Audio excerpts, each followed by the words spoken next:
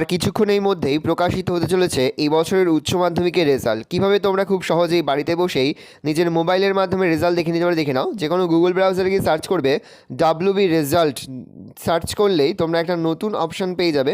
প্রথমেই www.result.nic.in, তার উপরে ক্লিক করবে। ক্লিক করলেই তোমরা একটা নতুন পেজ চলে আসবে। এখানে লেটেস্ট অ্যানাউন্সমেন্টে প্রথমেই তোমরা West Bengal board of secondary education examination 2024 বলে একটা অপশান পাবে, তার উপরে ক্লিক করবে।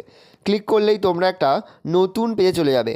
ওখানে প্রথমেই তোমরা তোমাদের রোল, তারপর নং, তারপরে যে ক্যাপচার কোড রয়েছে সেটা ফিল আপ করে নিচে যে সাবমিট অপশান রয়েছে সেখানে ফাইনাল সাবমিট করলেই তোমরা কিন্তু তোমাদের রেজাল্ট স্ক্রিনে দেখতে পাবে। সেখান থেকে তোমরা কিন্তু তোমাদের রেজাল্ট ডাউনলোডও করে নিতে পারবে। এভাবে খুব সহজেই কিন্তু মাত্র 1 মিনিটের মধ্যেই তোমরা তোমাদের রেজাল্ট দেখে নিতে পারবে।